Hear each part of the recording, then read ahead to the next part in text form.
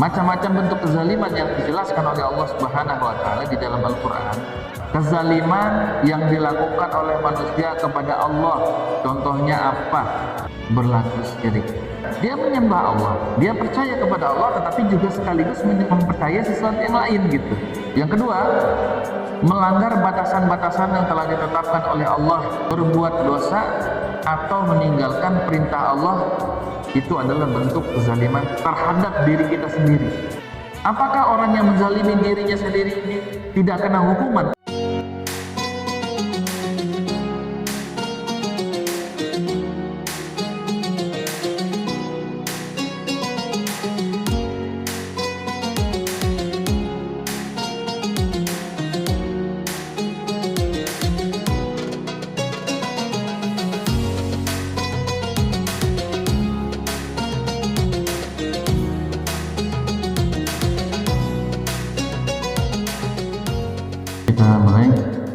Assalamualaikum warahmatullahi wabarakatuh. Tema kita pada malam hari ini berkaitan dengan 20 sifat manusia di dalam Al-Quran. Sifat yang ketujuh yaitu sifat zalim ya. Sebagaimana diketahui bahwa manusia tidak ada di dunia ini yang ingin dizalimi ataupun yang melakukan perbuatan-perbuatan zalim. Akan tetapi Allah Subhanahu wa taala sudah menggambarkan di dalam Al-Qur'an tentang perbuatan-perbuatan orang-orang zalim, agar setiap kita orang-orang beriman ini mengambil pelajaran dan waspada atau mawas diri, menjaga diri dari berbagai macam sifat-sifat zalim. Mengapa? Karena pertama Allah Subhanahu wa taala mengancam bagi para orang-orang yang berlaku zalim di dunia ini, mereka tidak akan terlepas dari ancaman Allah baik itu di dunia maupun di akhirat. Ini keyakinan kita. Percayalah atau yakinlah bahwasanya setiap orang yang berlaku zalim kelak dia akan merasakan balasan dari Allah baik di dunia maupun di akhirat. Dan balasan dari Allah Subhanahu wa taala itu bukan sekedar ancaman. Apa-apa yang disebutkan di dalam Al-Qur'an semua sudah terbukti. Kaum Ad, kaum Samud, kaumnya Nabi Lut, kaumnya Nabi Nuh dan lain sebagainya. Semua orang-orang zalim telah merasakan akibat dari perbuatan zalim yang mereka lakukan. Begitu. Sehingga bagi umat Islam, bagi kita yang ada hari ini pun tidak boleh atau menghindari perbuatan-perbuatan zalim itu agar tidak senasib dengan mereka. Nah, saya mau tanya dulu, perbuatan zalim itu seperti apa sih? Contohnya, orang yang berbuat zalim, menganiaya orang lain, terus merugikan orang lain. Berarti itu hubungannya antara manusia dengan manusia lain. Janji palsu, berarti ini hubungan antara manusia dengan manusia lain. Nah, tetapi sebenarnya yang dijelaskan di dalam Al-Quran itu kezaliman banyak sekali bentuknya, baik hubungan manusia kepada sesama manusia, termasuk juga hubungan manusia kepada Allah, termasuk hubungan manusia dalam menata dirinya. Itu semua ada potensi-potensi kita bisa melakukan kezaliman ya. Nah, inilah makanya yang mesti kita pelajari. Zalim itu adalah sifat manusia di mana mereka melanggar batasan-batasan yang telah ditetapkan oleh Allah. Apa batasannya orang beriman? Apa batasan Allah buat orang-orang yang beriman? Jangan melampaui batas yang dimaksud itu adalah melanggar apa yang dilarang oleh Allah Subhanahu wa taala. Jadi ada batasan yang disebut dengan had. Ya, had ya. Kalau di dalam konteks hukum disebut dengan hukum hudud. Hudud itu hukuman yang telah ditentukan jenisnya oleh Allah Subhanahu wa taala, sehingga hukum itu tidak boleh dilampaui. Maksudnya tidak boleh dirubah, diganti ataupun dikurang. Ini batasan sudah ditetapkan oleh Allah, tidak boleh lewat, tidak boleh lebih. Nah, itu had atau hukum hudud. Nah, ini nanti. Ya. Kata zalim berasal dari akar kata az-zulum, dari az-zulum yang berarti ketidakadilan termasuk juga penindasan atau juga pelanggaran hak. Dan sifat ini bertentangan dengan sifat adil. Jadi zalim itu adalah kebalikan dari adil. Jadi kalau dia tidak berlaku adil, maka dia sudah dipastikan zalim.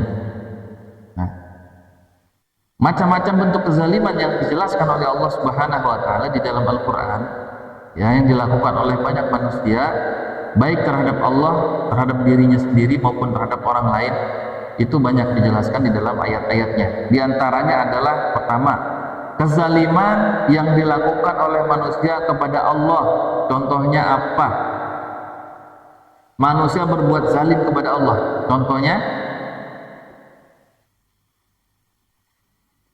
berlaku syirik. Ya. Dia menyembah Allah, dia percaya kepada Allah, tapi menyekutukan Allah dengan sesuatu yang lain. Artinya menyekutukan itu menganggap ada, ya, zat yang juga sama punya kekuatan sebagaimana kekuatan Allah, punya zat yang sama iradahnya atau kekuasaannya sebagaimana kekuasaan Allah. Seperti itu.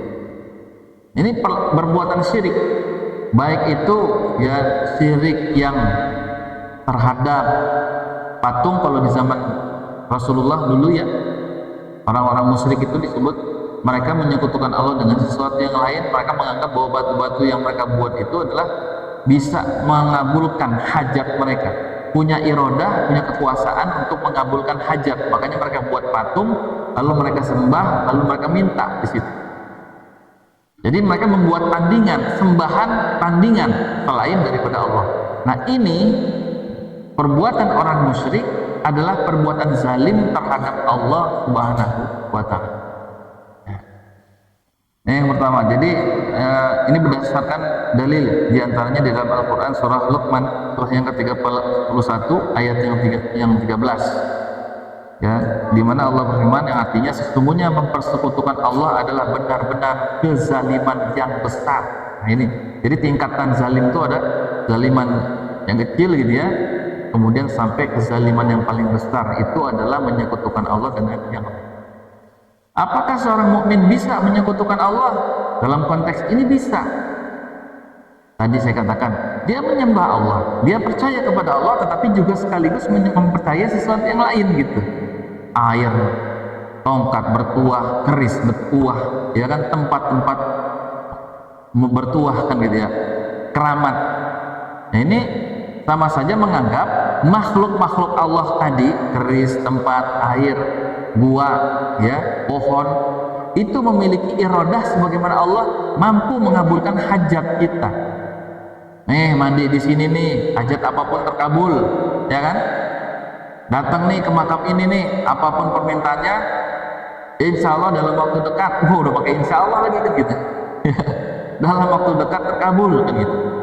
Nggak punya jodoh, udah tua belum nikah kan gitu, ya, diajak misalnya ke mana? Yang di daerah Tasik, ya, yang daerah Karang apa namanya itu saya lupa, ya, buat jodoh gitu, ya.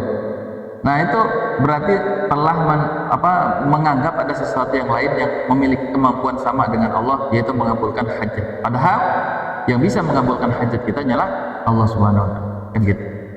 Nah, itu kezaliman yang sangat besar. Yang kedua, melanggar batasan-batasan yang telah ditetapkan oleh Allah. Nah, tadi yang saya sebutkan.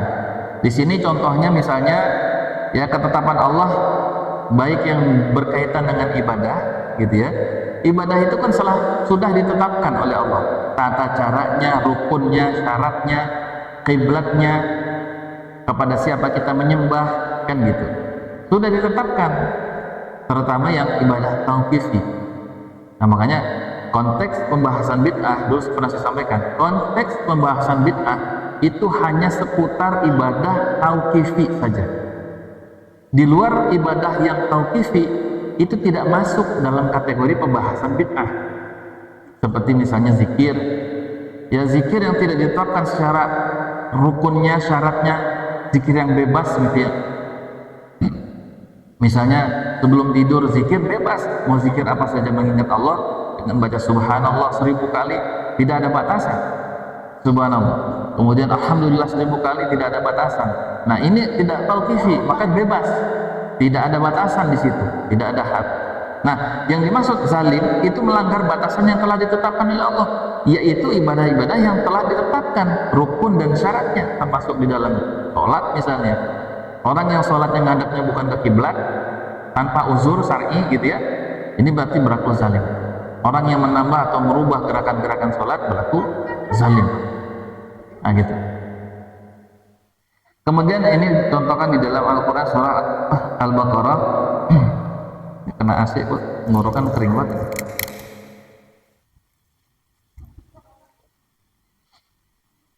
Di dalam Al-Quran surah Al-Baqarah ayat 229, silahkan dicek di situ.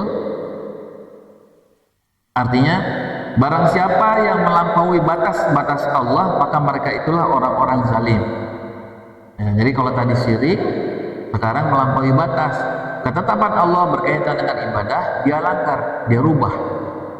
Syariat Allah misalnya, dulu pernah saya sampaikan, aturan-aturan Allah ini yang berkaitan dengan hudud ya. Di antaranya misalnya tentang hukuman rajam, potong tangan, hukuman cambuk misalnya bagi peminum khamar.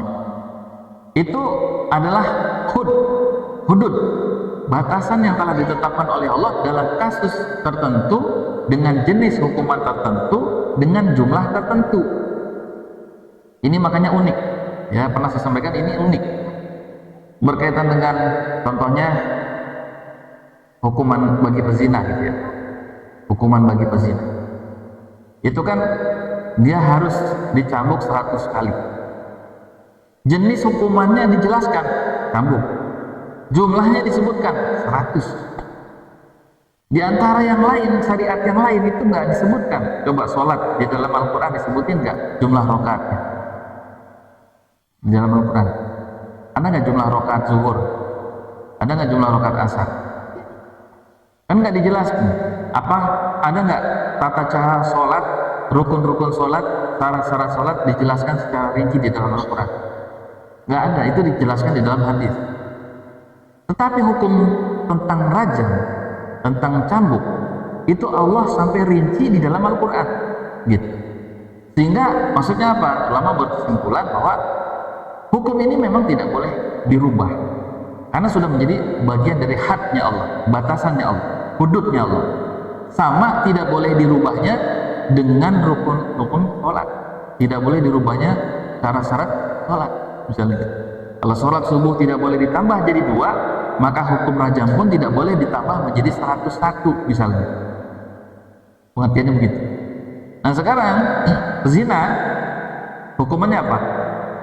Hukuman buat pezina hari ini dikawinin. Iya, bukan dihukum itu mah. Enak. Berarti apa? Kalau tidak dihukum pezina ini, maka setiap orang yang menyaksikan perzinahan itu dan tidak melakukan apa-apa karena ada perzinahan tadi, maka dia bisa terkena dosanya. Makanya orang dulu bilang kalau ada satu kampung yang zina 40 orang kena sial. Sebenarnya itu ngambil dari dalil Al-Quran. Kalau mereka berdiam diri, kalau mereka membiarkan para pezina ini tidak diterapkan hukum-hukum hadnya Allah Subhanahu wa ta'ala, maka yang zalim itu bukan si pelaku zinanya sebenarnya. Maksudnya si pelaku zina memang zalim, tetapi yang dimaksud di sini siapa yang melampaui batas, berarti orang yang harusnya menghukum dia tapi tidak menghukum dengan aturan Allah, maka dia zalim. Di sini makanya ada firman Allah dalam Al-Quran surah Al-Maidah ya, wa man lam yahkum bima anzalallah fa ulaika humul zalimun. Dan barang siapa yang tidak berhukum dengan hukum Allah, maka dia termasuk orang-orang yang zalim. Nah, gitu. Nih zalim yang kedua. Yang ketiga ialah ini berkaitan dengan kezaliman manusia terhadap diri mereka sendiri. Kalau tadi terhadap Allah, ini terhadap diri mereka sendiri. Misalnya adalah berbuat dosa atau meninggalkan perintah Allah, itu adalah bentuk kezaliman terhadap diri kita sendiri.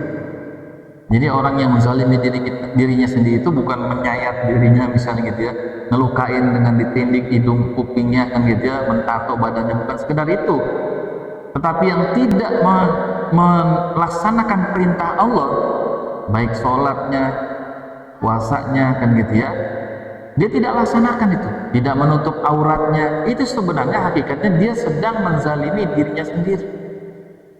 Apakah orang yang menzalimi dirinya sendiri ini tidak kena hukuman? Kan dia menzalimi memang dirinya sendiri. Kalau tadi dia menzalimi Allah dengan berbuat syirik, wajar Allah hukum. Ini kan dia menzalimi dirinya sendiri, apakah dia akan dihukum? Sama. Semua konteks zalim, baik kepada Allah maupun kepada dirinya sendiri ataupun kepada orang lain, semua orang-orang zalim itu kelak nanti akan diazab oleh Allah Subhanahu wa Ta'ala. Kaum Nabi Lut, dia kan berzina misalnya sama mereka tidak mengganggu orang lain misalnya, tetapi Allah timpahkan azab kepada kaum Nabi Lut secara merata gitu. Makanya Allah ingatkan kepada kita, wattaqu fitnatan la tusibanna alladziina zalamu minkum khassah wa'lamu annallaha syadidul iqab. Artinya ya, dan hendaklah kalian takut terhadap azab yang tidak hanya menimpa orang zalim saja, tetapi menimpa orang secara umum, yang zalim kena, yang tidak berbuat zalim kena. Dan ketahuilah bahwa sesungguhnya azab Allah itu sangat keras. Sahabat bertanya, ya Rasul, kalau orang zalim kena azab pantas karena dia zalim, kenapa Allah mengazab secara merata? Kan gitu pertanyaannya. Karena diamnya orang-orang yang mengetahui kezaliman itu dan dia tidak melakukan perubahan. Berarti yang kena azab siapa tuh? Bukan 40 orang doang tadi. Ya, kalau zina katanya 40 orang. Ya, siapapun yang menyaksikan perzinahan hari ini dan dia berdiam diri dan tidak berusaha untuk menghukum dengan aturan Allah Subhanahu wa Ta'ala, maka dia termasuk orang-orang yang zalim. Ya. Yang keempat, ini berkaitan dengan orang lain. Ya, yang berisik ya.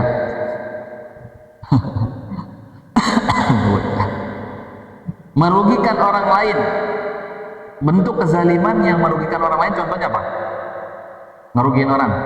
Oh tadi misalnya menzalimi, yang memukul gitu ya, menganiaya gitu ya, ngerampas hak milik, terus apa? Mencuri, kemudian apalagi menipu, korupsi gitu ya, termasuk mengambil hak orang lain, termasuk tidak berbuat adil di sini. Kepada siapa kita harus berbuat adil? Kepada siapapun yang berhak mendapatkan perlakuan adil, baik seorang mukmin terhadap mukmin lain, terlebih lagi seorang penguasa terhadap rakyatnya yang dia diperintahkan oleh Allah secara khusus, ya, innallaha ya'murukum an tu'addul amanatu ila ahliha wa idza hakamtum bainan nasi an tahkumu bil adl. Kan gitu. Nah, berarti kalau mereka merugikan orang lain, berbuat tidak adil, termasuk adalah kezaliman terhadap sesama manusia.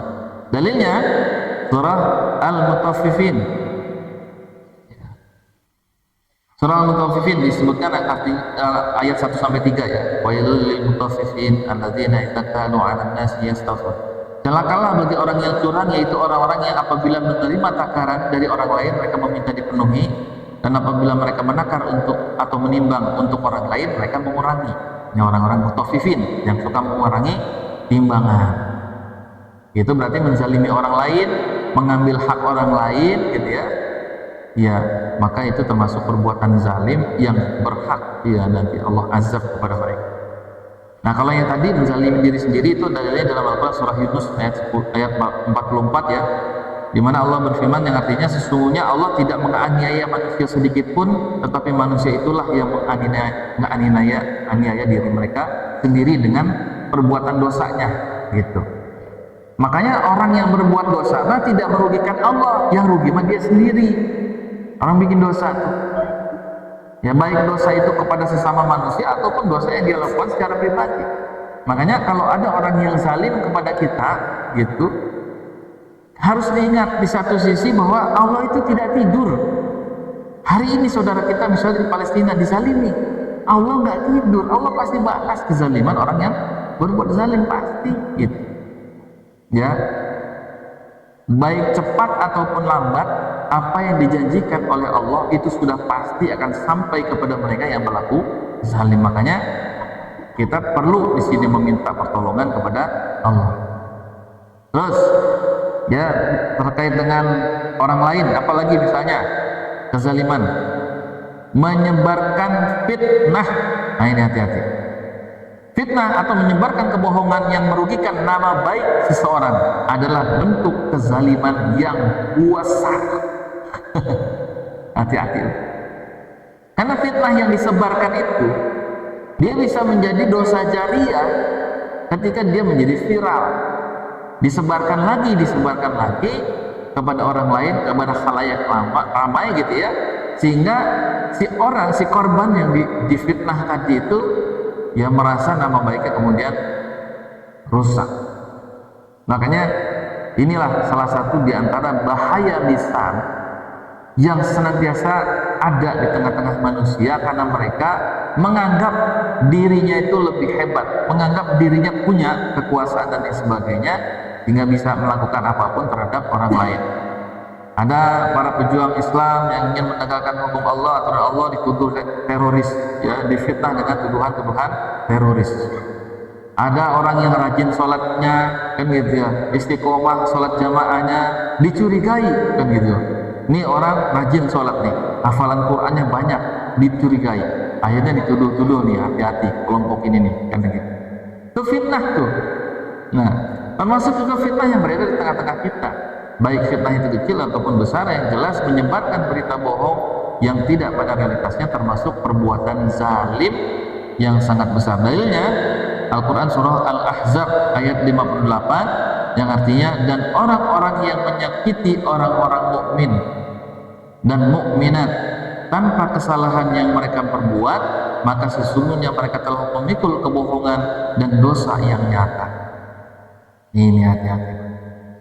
Makanya man kana yu'minuna billahi wal yaumil akhir falyaqul khairan aw liyasmut. Siapa orang beriman kepada Allah dan hari akhir, maka katakanlah yang baik-baik saja. Kalau nggak tahu faktanya, nggak usah ikut nyebar. Dikatakan aw liyasmut, lebih baik memilih diam, begitu, daripada ikut menyebar berita yang belum tentu jelas kebenarannya. Karena itu nanti akan menjadi dosa jariah yang akan mengalir. Coba ya, kalau kita melukai gigi orang, kita melukai tangan orang, atau melukai hati orang, kita datangi orang yang kita lukai, kita minta maaf ya, satu orang ini, lalu dia memaafkan, clear, selesai, dihalalkan oleh saudara kita. Tapi kalau fitnah yang sudah tersebar, siapapun bisa mengkonsumsinya, ini gimana cara minta maafnya? Ya kan? Susah. Hati-hati di sini. Ya, dia termasuk kezaliman yang sangat.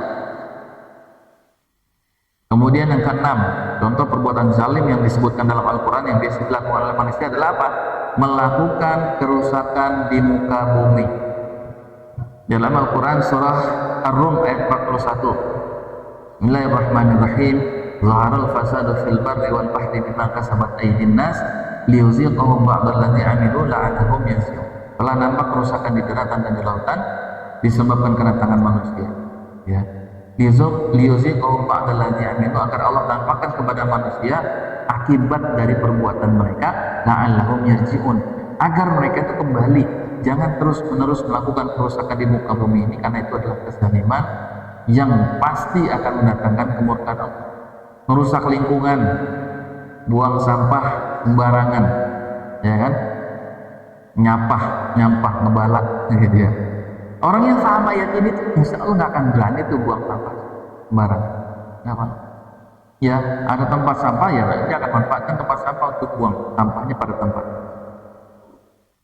Termasuk kerusakan di muka bumi ini ya, termasuk apakah penambangan misalnya mineral, batu bara, itu termasuk aktivitas yang merusak bumi.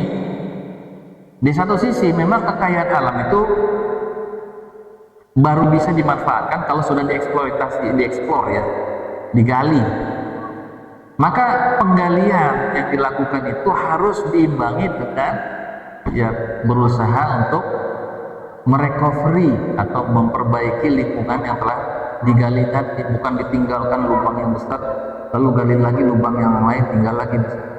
Nah ini kezaliman, apalagi sampai membuang limbah produksinya itu ke sungai, ke laut dan sebagainya. Nah, ini bentuk kezaliman yang nyata. Kemudian yang ketujuh, tidak menunaikan amanah atau berkhianat terhadap amanah, baik dalam urusan agama maupun urusan dunia, termasuk bentuk kezaliman terhadap orang lain.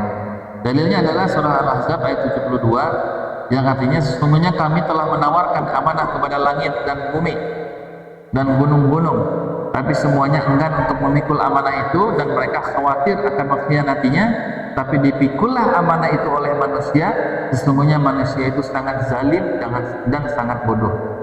Amanah yang Allah berikan kepada manusia, di mana gunung tidak sanggup, ya kan? Apa? Al-Quran Karim. Al-Quran itu amanah dari Allah. Yang Allah perintahkan kepada kita, sikap kita terhadap Al-Quran itu seperti apa? Ya, mulai dari membacanya, mentadabburinya, kemudian mengamalkannya, mendakwahkannya, ya, meluruskan orang-orang yang menyimpang dengan Al-Quran, kan gitu ya, mengajak agar orang beriman kepada Al-Quran. Ini amanah dari Allah. Sudah belum amanah yang itu diturunkan oleh Allah itu kita tunaikan? Kalau tidak ditunaikan, kita termasuk orang yang khianat ini, ya kan? Ya, termasuk tadi misalnya banyak aturan-aturan Allah di dalam Al-Quran yang tidak diterapkan dalam kehidupan kita. Ini juga bentuk pengkhianatan terhadap amanah dari Allah. Makanya tadi lagi-lagi orang yang tidak menerapkan aturan Allah itu termasuk orang-orang yang zalim. Sudah pasti zalim, kan gitu ya. Mau kebijakannya itu bagus, dirasakan banyak manfaatnya, tapi kalau bukan berasal dari aturan Allah, dia pasti zalim. Nah, itu konsepnya di dalam Islam. Termasuk yang ke-8 adalah memakan harta anak yatim, seperti disebutkan dalam Al-Quran surah An-Nisa ayat 10, ya. Sesungguhnya orang-orang yang memakan harta anak yatim secara zalim, sebenarnya mereka itu sedang menelan api sepenuhnya ke dalam perut, ya. Nah, ini sebenarnya walaupun penyebutan khusus kepada harta anak yatim, tetapi kepada siapapun yang memakan harta yang bukan miliknya itu, hakikatnya dia sedang memakan, ya, api, memasukkan api ke dalam perutnya. Ya memang hari ini dia nggak ngelihat, dia nggak merasakan, kan gitu ya. Tetapi ini adalah gambaran dari Allah Subhanahu Wa Taala tentang betapa dahsyatnya ancaman Allah, yang nanti di akhirat itu jauh lebih besar. Karena nanti di akhirat itu hukumannya itu tidak pernah terpikirkan dalam telinga kita.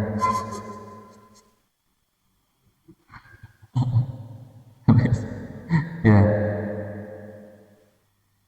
Termasuk kemudian di sini yang ke-9, ya, perbuatan zalim yang ke-9 yaitu mengingkari nikmat Allah. Ini tadi di dalam Al-Quran surah Ibrahim ayat 4 ya 34 ya, saya di dalam pembukaannya saya bacakan. Ini ayat utamanya sebenarnya dalam kajian kita, yaitu surah Ibrahim 14 ayat 34, di mana Allah Subhanahu wa taala berfirman, "Wa atakum min kulli ma sa'altumuh," dan kami telah memberikan apa saja yang kalian minta. Ma sa'altumuh, ya, apa yang kalian minta kami telah berikan semua, kan begitu. Maka wa in ta'uddu ni'matallah, seandainya kalian, ya, menghitung nikmat-nikmat Allah yang telah diberikan tadi, baik yang semua kalian minta ataupun yang tidak kalian minta, kan gitu ya, Allah sudah memberikan itu, la tuhsuha, niscaya kamu tidak akan dapat menghitungnya saking banyaknya. Nah, Allah hendak memberikan gambaran dalam ayat ini kepada kita bahwa nikmat yang Allah berikan kepada kita itu, baik itu terhadap yang kita minta yang kemudian dikabulkan ataupun yang kita tidak minta. Banyak sekali nikmat-nikmat Allah. Ada nikmat yang kecil, ada nikmat yang besar. Nikmat yang kecil contohnya apa? Rezeki, ya, kita diberikan rezeki oleh Allah Subhanahu wa taala, diberikan kesehatan oleh Allah Subhanahu wa taala. Ini nikmat kecil sebenarnya. Nikmat besarnya apa? Adalah Allah Subhanahu wa taala menurunkan para nabi dan rasulnya, menurunkan wahyunya atau firmannya, menurunkan hidayahnya, ya, petunjuk jalan kehidupan yang harusnya diambil oleh seorang mukmin. Nah, orang-orang yang mengkhianati nikmat-nikmat Allah atau mengingkari nikmat Allah itu bukan hanya sekedar tidak mensyukuri rezeki, kan gitu, tetapi dia tidak memperhatikan ayat-ayat Allah, tidak memperhatikan seruan-seruan Allah dan seruan-seruan Rasulullah Sallallahu Alaihi Wasallam. Padahal itu adalah nikmat yang paling besar, kan gitu. Ada perintah Allah dia tidak laksanakan, ada ajakan-ajakan Allah untuk mendekatkan dirinya kepada surga dia tidak lakukan. Ya, nah ini termasuk orang yang mengingkari nikmat Allah. Yang Allah sendiri sampai sebutkan tidak akan kalian sanggup kalau dihitung itu. Nah, yang kita bisa hitung kan cuma dikit, tapi yang tidak terhitung itu sangat banyak. Nah itu. Nah ini tuh, jadi orang yang mengingkari nikmat Allah itu termasuk orang zalim juga, dan dia berhak nanti dikenakan azabnya Allah. Termasuk kemudian siapa yang ke-10, yaitu melakukan pembunuhan tanpa alasan yang benar, membunuh tanpa hak. Kita cepatkan saja ya. Yang ke-11, tidak adil dalam timbang atau mengukur, tadi al-mutaffifin. Yang ke-12 misalnya menolak kebenaran dan membangkang dari perintah Allah, ini maknanya sama dengan yang tadi ya. Nah, yang ke-12 tadi itu dari 1 sampai 12 itu adalah bentuk-bentuk kezaliman yang Allah sebutkan dalam Al-Qur'an. Contoh-contohnya banyak dan ternyata itu terjadi di tengah-tengah kita, dan nauzubillah kalau sampai kita salah satu pelakunya. Kalau mungkin saja kita adalah pelakunya, berbuat zalim terhadap Allah atau terhadap diri kita sendiri atau terhadap orang lain, ingatlah bahwasanya ya ancaman Allah bagi orang-orang zalim itu sangat besar. Ya. Apa ancaman Allah? Banyak. Yang pertama, itu akan mengundang murkanya Allah. Surah Hud ayat 113. Dan janganlah kamu cenderung kepada orang-orang zalim yang menyebabkan kamu disentuh oleh api neraka. Ya sama. Ya, kezaliman apapun bentuknya pasti akan disentuh api neraka. Ya, walaupun dia tidak ngerugiin orang lain, dia hanya berbuat zalim kepada Allah saja, dia akan kena. Atau misalnya hilang dari keberkahan, dia tidak mendapatkan keberkahan. Ya. Tadi misalnya disebutkan dalam Al-Quran surah Al-A'raf ayat 96, seandainya penduduk negeri ini beriman dan bertakwa, maka Allah akan bukakan keberkahan dari langit dan bumi. Tapi kalau nggak beriman dan tidak bertakwa, maka dia zalim. Keberkahan dari langit dan bumi itu nggak akan datang. Yang datang dari langit dan bumi itu adalah sama, ya misalnya hujan. Tapi hujan tidak membawa keberkahan, malah hujan mendatangkan musibah. Kan gitu. Dari bumi kekayaan alam banyak, tapi tidak memberikan keberkahan. Yang terjadi apa? Bencana apa? Gempa bumi, ya kan? Semburan gas dan lain sebagainya. Itu sebenarnya sesuatu yang nyata di tengah-tengah kita dan Allah, yang kalau kita perhatikan ayat-ayat suci Al-Quran ini sebenarnya hanya sekedar menceritakan kepada kita agar kita ambil pelajaran. Orang-orang terdahulu itu udah ngalamin gitu ya. Jangan sampai kita termasuk orang-orang yang juga mengalami sebagaimana orang-orang zalim sebelum kita. Dan tentunya perbuatan zalim terhadap orang lain itu dampak sosialnya juga besar ya. Bagaimana dia bisa menimbulkan kerusakan sosial, seperti disebutkan dalam Al-Quran surah Al-Anfal ayat 25, dan peliharalah dirimu dari sisaan yang tidak hanya khusus menimpa orang zalim saja tadi, tapi juga secara umum gitu. Orang zalim melakukan kezaliman, tetapi bencananya itu secara umum itu merata kan gitu. Yang lakuin satu, yang kena semuanya. Nah, lalu apa cara kita untuk menghindari dari sifat-sifat zalim? Tentunya kita harus memahami tentang ancaman Allah bagi orang-orang yang berbuat zalim. Betapa kerasnya ancaman Allah. Yang kedua, ancaman Allah ini tidak hanya tertulis di dalam Al-Quran, tetapi dibuktikan dalam kehidupan nyatanya. Kaum Ad, kaum Samud, kaum Nabi Lut, dan seterusnya. Maka di akhirat itu, ini kan umat Nabi Muhammad kan ditunda nih azabnya. Nggak dilakukan sekarang. Mau berbuat zalim sezalim-zalimnya, mau fitnah orang selagu-lagunya silakan. Tapi nanti di akhirat itu lebih dahsyat kan gitu. Maka ingatlah dengan azab Allah supaya kita takut berbuat zalim. Nah, kemudian yang kedua, ya kita memohon kepada Allah Subhanahu Wa Taala agar tidak termasuk golongan orang-orang yang zalim. Ya. Itu dalam Al-Quran surah Az-Zumar. Jadi selalu ada dalilnya ini semuanya. Yang saya sampaikan itu dalilnya. Yang ketiga, ya kita tentu harus menegakkan keadilan sebagaimana perintah Allah. Sesungguhnya Allah ya innallaha ya'murukum an tu'addul amanatu ila ahliha wa idza hakamtum bainan nasi an tahkumu bil adl. Sampai di sini silakan, mungkin ada yang mau ditanyakan, waktunya habis ya. Habis waktunya. Bro? Oh masih. Nah, sebelum ada pertanyaan saya simpulkan. Ya, saya simpulkan di sini sifat zalim itu adalah salah satu sifat yang sangat diancam di dalam Islam. Saya masukkan ini ke dalam sifat yang ketujuh, ya. Jadi dari 20 sifat manusia dalam Al-Quran, ini saya masukkan ke dalam sifat yang ketujuh, sifat yang harusnya juga menjadi bahan perhatian kita orang-orang yang beriman, karena dia dikecam oleh Allah SWT dengan azab yang sangat keras. Kezaliman mencakup pelanggaran terhadap Allah, diri sendiri, orang lain, dan termasuk lingkungan alam semesta. Bahayanya mencakup murka Allah, hilangnya keberkahan, serta kerusakan lingkungan sosial. Oleh karena itu, ya, menjadi kewajiban bagi kita untuk menghindari segala bentuk kezaliman dengan cara apa? Meningkatkan ketakwaan kita kepada Allah Subhanahu wa taala. Pertanyaannya, apakah orang yang sudah bertakwa itu tidak akan pernah melakukan kezaliman? Kan gitu. Ya, namanya manusia sangat mungkin dia melakukan kezaliman, baik kepada Allah ataupun kepada dirinya sendiri. Itu yang disebut dengan ya khilafnya manusia. Akan tetapi orang yang faham betapa besarnya ancaman Allah, khilafnya manusia itu tidak akan ya dia teruskan. Dia setelah sadar, dia memohon ampun kepada Allah atas kezalimannya, dan apalagi terhadap hak-hak orang lain, ya dia akan segera memohon, meminta maaf atau meminta dihalalkan atau kita kembalikan hak-hak orang lain yang kita rampas. Kenapa? Dorongan rasa takut kita kepada Allah Subhanahu wa taala, karena Allah mengancam orang yang berbuat jahat. Begitu. Nah, maka menegakkan keadilan, menjaga lingkungan, ini adalah bagian dari perintah Allah Subhanahu wa taala. Dan Rasulullah mengingatkan kepada kita dalam satu sabdanya, takutlah kalian kepada doa orang yang dizalimi, karena tidak ada penghalang antara orang tersebut dengan Allah Subhanahu wa taala. Hati-hati. Ya. Jadi doa orang yang terzalimi itu disebut tidak ada halangan antara dia dengan Allah, itu artinya pasti didengar, gitu. Pasti didengar dan dikabulkan.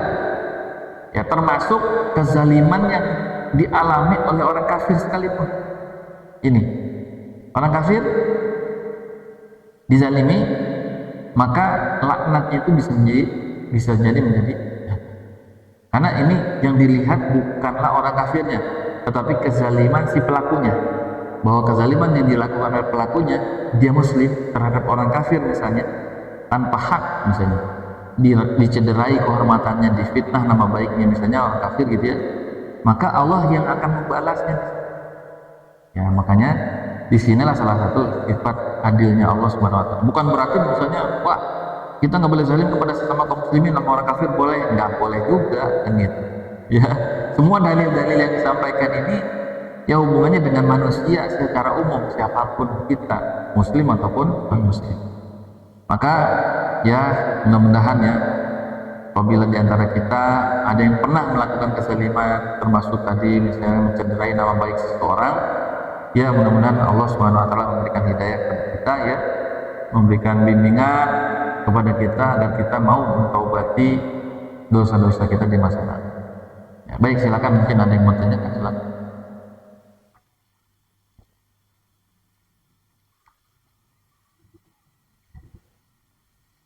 Ibu ada yang tanya, Ibu?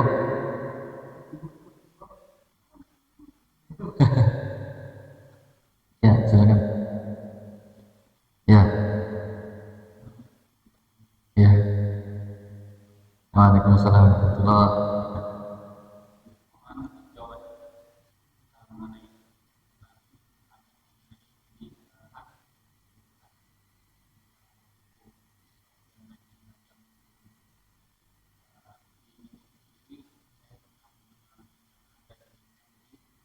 Ya, ya.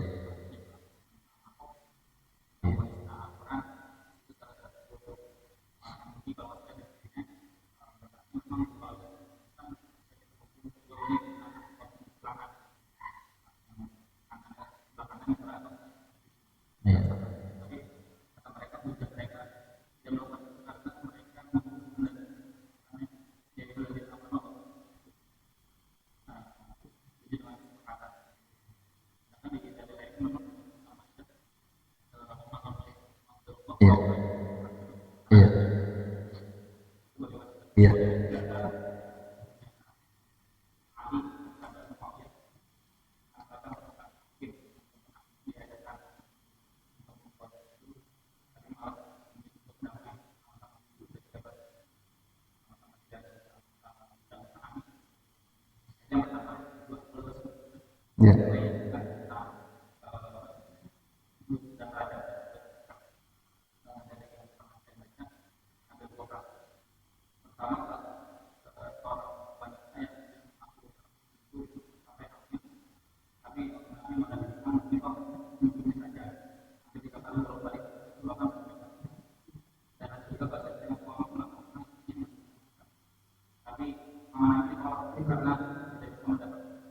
Ya.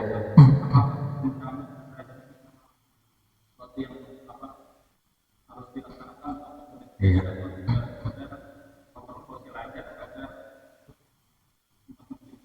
Iya.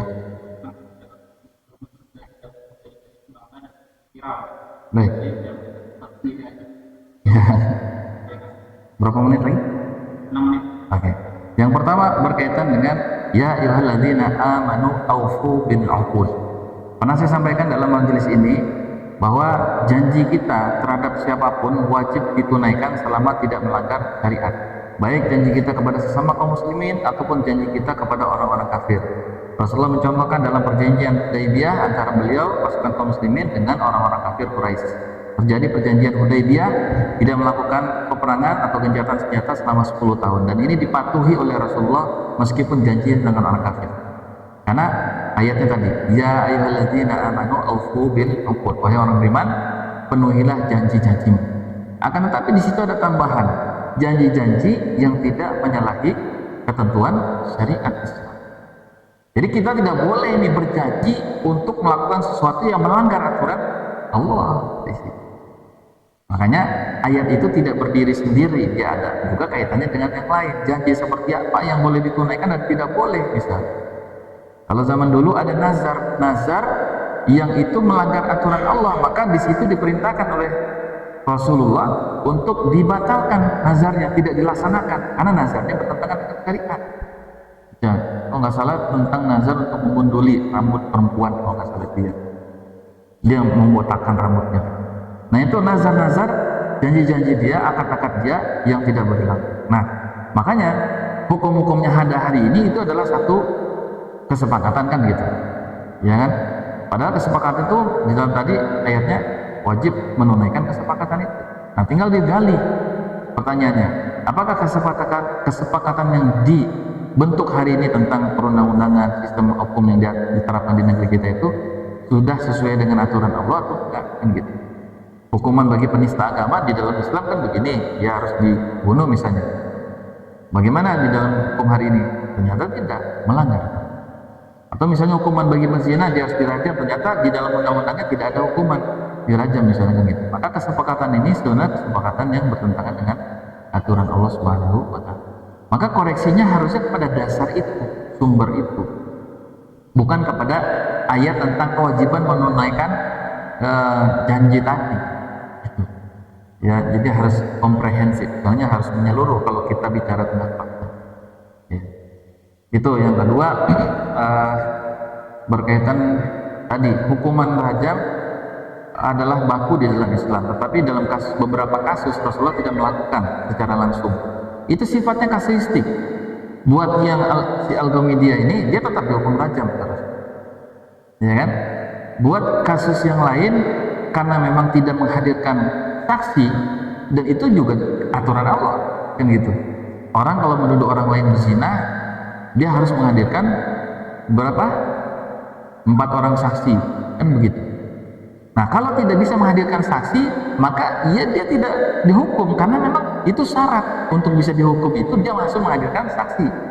Contoh seperti kasus pencurian baju besinya Sayyidina Ali, di mana Sayyidina Ali tidak bisa menghadirkan saksi yang sah di dalam Islam. Dia hanya menghadirkan maulanya, pembantunya. Nah pembantu ini tidak sah dijadikan sebagai saksi. Anaknya juga tidak sah dijadikan saksi. Jadi di dalam Islam itu saksi itu tidak boleh dari kalangan anak atau dari pembantu. Ali nggak punya saksi kan gitu. Padahal itu jelas baju besi punya dia, diakui sama orang Yahudi. Maka pengadilan dalam hal ini memenangkan kasusnya kepada orang Yahudi sesuai dengan aturan Allah. Nah Rasulullah tidak merajamnya karena memang juga mengikuti aturan Allah di situ. Karena tidak ada saksi yang bisa menguatkan kasusnya. Memang faktanya betul dia berzina, tetapi karena tidak ada saksi, maka itu diserahkan urusannya kepada Allah Subhanahu wa Ta'ala. Tapi kalau misalnya sudah jelas perzinaannya, saksinya ada, lengkap semuanya, maka dia harus diterapkan hukum rajam itu. Kalau dia berzina muhsan, pernah menikah. Kalau yang ghairu muhsan kan dia cuma dicambuk 100 kali, lalu diasingkan selama 1 tahun. Begitu. Jadi dilihat itu detail kasusnya seperti apa, kan gitu. Rasulullah bukan berarti beliau tidak menerapkan hukum itu, tetapi juga menerapkan hukum yang berkaitan dengan itu tentang kewajiban adanya seorang saksi. Hari ini kita nggak boleh sembarang di dalam Islam ya, kita nggak boleh sembarangan nuduh orang berzina. Walaupun kita memang melihat gitu ya, tapi nggak punya saksi, kita nuduh bagaimanapun justru kita yang kena, karena kita nggak bisa menghadirkan saksi. Tapi kan saya ngelihat itu kejadiannya betul, asli loh 100%. Ya sudah, serahkan urusan dia kepada Allah Subhanahu wa Ta'ala. Hukuman di akhirat lebih besar. Beda dengan kasus Gomedia. Dia nggak punya saksi, tapi dirinya memang melakukan itu dan dia minta dihukum oleh Rasulullah. Ya Rasul ingin memastikan benar nggak terjadi perzinahan. Tunggu dulu kan gitu. Sampai kemudian dia melahirkan. Baru dia dihukum. Ya kan nggak mungkin dirajam kondisi hamil, kan nggak boleh. Dia harus melahirkan dulu. Selesai disusui 2 tahun, selesai susui 2 tahun, maka dia dirajam. Dan Rasulullah dalam ceritanya kalau nggak salah itu bermimpi yang sudah dihukum rajam itu sedang berenang-renang di surga. Artinya apa? Di taubatnya itu diterima. Nah itulah maka ulama menyebutkan salah satu fungsi dan hukum syariat Islam itu sebagai jawabir. Jawabir itu sebagai penembus. Jadi selama orang tidak diterapkan hukum Allah, dosanya tidak tertebus. Itu makanya hukum Allah itu sifat menembus itu pentingnya. Baik, mudah-mudahan apa yang saya jawab tadi bisa sedikit menambah wawasan kita ya. Kalau kurang puas nanti kita di belakang diskusi. Baik, kita akhiri dengan hamdalah dan tausiah majelis. Alhamdulillahirabbil alamin. Subhanakallahumma wa bihamdika asyhadu an la ilaha illa anta astaghfiruka wa atubu ilaik. Assalamualaikum warahmatullahi wabarakatuh.